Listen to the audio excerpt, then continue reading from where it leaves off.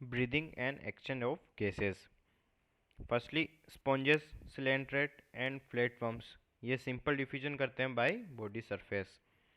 अर्थफॉर्म and frog ये use करते हैं मॉइस्ट क्यूटिकल का। इंसेक्ट जो होते हैं वो ट्रेकियल ट्यूब का यूज़ करते हैं। एक्वस आर्थ्रोपोड और मोलस्का ये यूज़ करते हैं गिल्स, जिसे हम कहेंगे brachial respiration. Amphibia, reptile and birds ये यूज़ करते हैं लंग्स, जिसे हम कहेंगे पल्मोनरी रेस्पिरेशन। फ्रॉग यूज़ करता है मॉइस्ट स्किन, जिसे हम कहते हैं क्यूटेनियस रेस्पिरेशन। एयर का पाथ है। एयर का पाथ फर्स्ट है नोस्ट्रिल, नोस्ट्रिल से नेजल चैम्बर। उसके बाद फेरिंग्स होता है कि common for food and air. Larynx क्या है कि कार्टिलेजिनस साउंड बॉक्स होता है। लेरिंग्स के ऊपर एक फ्लैप होता है जिसे एपिग्लोटिस कहते हैं। लेरिंग्स के बाद ट्रेकिया से प्राइमरी ब्रोंकाई। अब ये ट्रेकिया डिवाइड होती है प्राइमरी ब्रोंकाई पर। कहाँ कि फिफ्थ थोरेसिक वर्टिब्रा पर प्राइमरी ब्रोंकाई के अंदर डिवाइड होती है।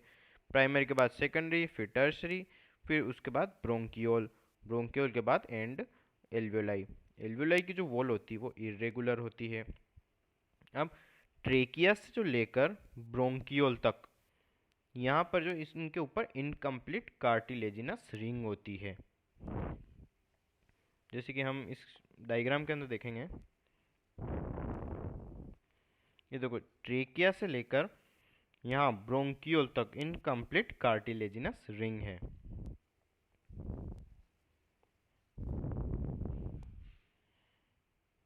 The branching network of bronchi, bronchiole and alveoli form lungs. तो ब्रोंकाई, ब्रोंकियोल एंड एल्वियोलाई ये लंग्स फॉर्म करते हैं।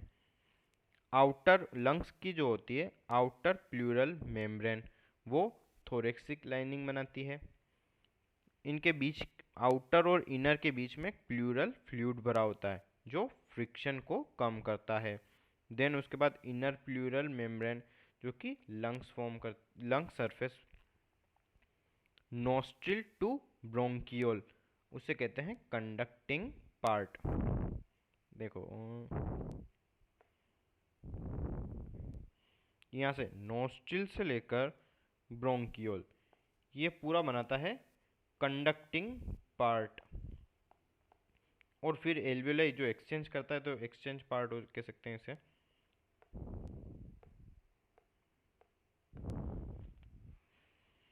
अब ये कंडक्टिंग पार्ट करता क्या है, तो क्लियर फॉरेन पार्टिकल, एयर के अंदर जो फॉरेन पार्टिकल होते हैं उन्हें क्लियर करता है। Humidify and bring air to body temperature, तो उस बाहर एक्सटर्नल एयर को बॉडी टेम्परेचर तक लाता है कंडक्टिंग पार्ट। थोरेसिक चेम्बर किस किस से बना हुआ होता है? फर्स्ट है कि डोर्सली जो होता है वो वर्टिब्रल कॉलम से होता है। वेंट्रली स्टर्नम, मतलब पीछे की ओर वर्टिब्रल कॉलम, आगे की तरफ स्टर्नम। इसका देखो स्ट्रक्चर होगा,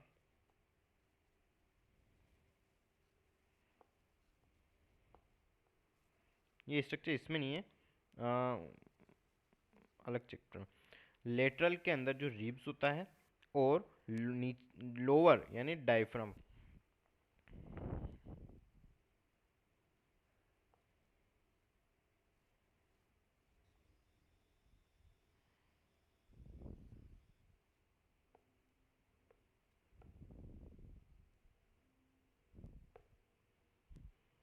अब है thoracic chamber is form. Thoracic chamber किस किस से बना होता है, तो डोर्सली जो होता है वर्टिब्रल कॉलम से, वेंट्रली स्टर्नम से, लेटरली रिब से, और लोअरली डायफ्राम से।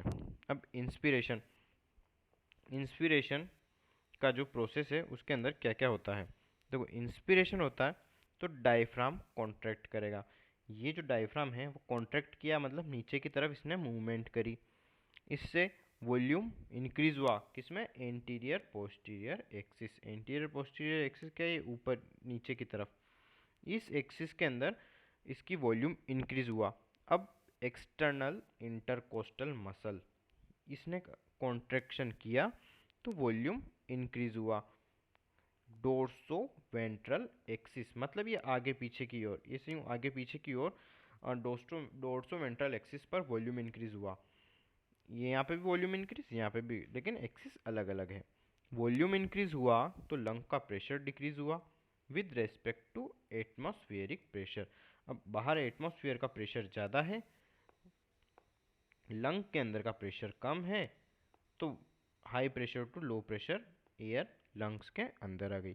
एक्सपीरेशन के टाइम क्या होगा कि ये एक्सपीरेशन के टाइम पर डायफ्राम रिलैक्स हुआ, मतलब डायफ्राम ये ऊपर की तरफ आया, डायफ्राम रिलैक्स हुआ, एक्सटर्नल इंटरकोस्टल मसल भी रिलैक्स हुई, वॉल्यूम डिक्रीज हुआ, वॉल्यूम डिक्रीज से प्रेशर इंक्रीज होगा। अब लंग के अंदर प्रेशर इंक्रीज हुआ और इसके रेस्पेक्ट में एटमॉस्फेयर का प्रेशर कम है, तो high pressure to low pressure volume बाहर, एयर का वॉल्यूम बाहर चला गया। ऑफ रेस्पिरेशन जो 12 से 16 पर मिनट होता है और स्पायरोमीटर से चेक करते हैं। रेस्पिरेटरी वॉल्यूम टीवी 500 ml पर सेकंड या 6 से 8000 ml पर मिनट। आईआरवी का एडिशनल इंस्पायर 2500 से 3000 ml। ईआरवी एडिशनल एक्सपायर जो कि 1000 से 1100 ml। अब आरवी, आरवी जो होता है रेजिडुअल वॉल्यूम होता है।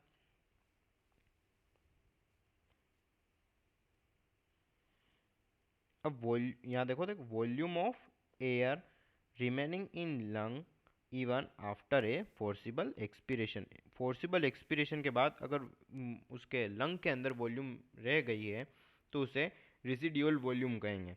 वहीं अगर देखो एफआरसी के अंदर volume of air will remain in the lung after normal expiration, normal expiration के अंदर लंग के अंदर वॉल्यूम रही तो इसे एफआरसी कहेंगे।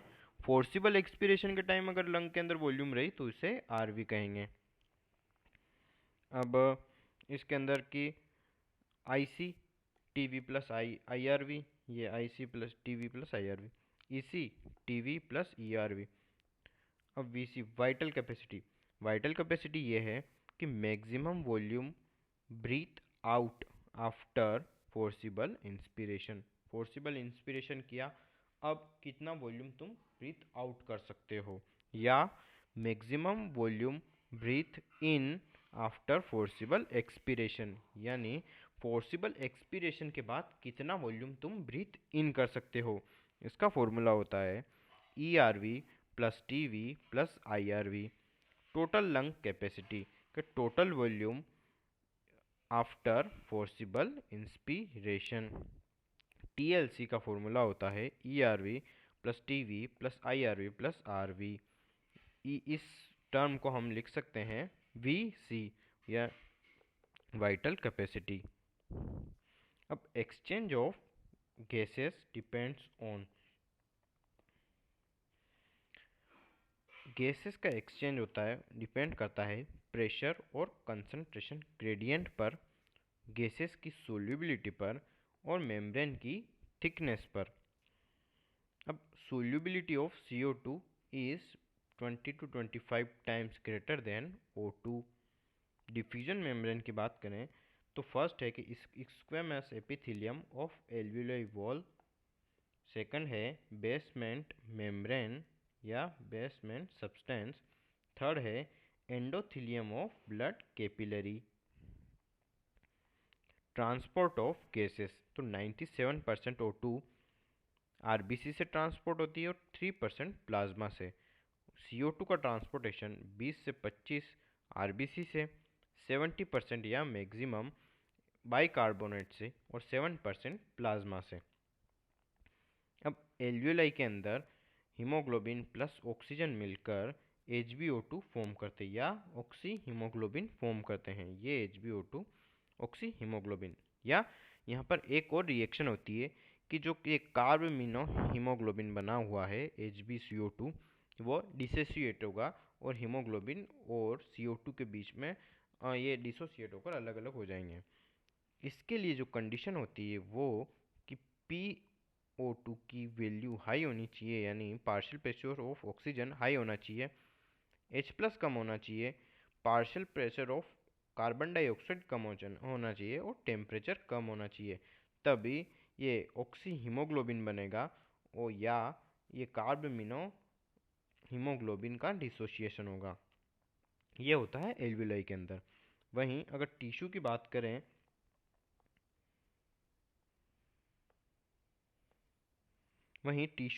करें तो टिश्यू के अंदर जो ये ऑक्सी हीमोग्लोबिन बना हुआ है ये डिसोसिएट होगा हीमोग्लोबिन और ऑक्सीजन के अंदर। तो इसके लिए क्या कंडीशन होनी चाहिए कि पार्शियल प्रेशर ऑफ ऑक्सीजन कम होना चाहिए, H+ ज़्यादा होना चाहिए, पार्शियल प्रेशर ऑफ CO2 ज़्यादा होना चाहिए और टेम्परेचर ज़्यादा होना चाहिए। अब टिश्यू के अंदर एक रिएक्शन और होगी कि हीमोग्लोबिन और कार्बन डाइऑक्साइड मिलकर कार्बमिनो हीमोग्लोबिन फॉर्म करेंगे, उसके लिए भी यही सेम कंडीशन होगी। तो यहाँ पे ऑक्सी हीमोग्लोबिन बना तो सिर्फ एक याद रखो कि PO2 की वैल्यू हाई होनी चाहिए, बाकी सबकी वैल्यू लो होनी चाहिए। वहीं ऑक्सीजन का इस ऑक्सी हीमोग्लोबिन का डिसोसिएशन होता है तो एक वैल्यू याद रखो कि PO2 की वैल्यू कम होनी चाहिए, बाकी सब हाई होना चाहिए। 100 ml oxygenate blood deliver 5 ml of O2 to tissue और 100 ml of deoxygenated blood deliver 4 ml CO2 to alveoli। कि CO2 और H2O कार्बोनिक एनहाइड्रेज एंजाइम की हेल्प से ये बनाएंगे कॉम्प्लेक्स H2CO3 यानी कार्बोनिक एसिड। ये कार्बोनिक एसिड आगे चलकर इसी कार्बोनिक एनहाइड्रेज एंजाइम से बाइकार्बोनेट और H+ फॉर्म करेगा। अब इसके अंदर ये रिएक्शन दोनों डायरेक्शन के अंदर हो सकती है। देखो दोनों डायरेक्शन के अंदर ये रिएक्शन हो सकती है। अब रेगुलेशन ऑफ रेस्पिरेशन कि मेडुला रीजन होता है वह रेस्पिरेटरी रिदम सेंटर होता है। Medulla reason respiratory rhythm centre जो कि प्राइमरीली रिस्पॉन्सिबल होता है रेगुलेशन ऑफ रेस्पिरेशन के लिए। पोन्स न्यूमोटैक्सिक सेंटर होता है पोन्स के अंदर, जो क्या करता है कि moderate the function of the respiratory rhythm centre. अब रेस्पिरेटरी रिदम सेंटर तो है मेडुला, तो पोन्स क्या करता है कि इसके फंक्शन को मॉडरेट करता है और क्या करता है कि reduce the duration of inspiration और alter the respiratory rate. Inspiration का जो रेट है उसको वो अल्टर कर सकता है, चेंज कर सकता है और रेस्पिरेटरी रेट को कम या ज़्यादा कर सकता है। कीमोसेंसिटिव एरिया होता है situated adjacent to rhythm centre, highly sensitive to CO2 and H2O।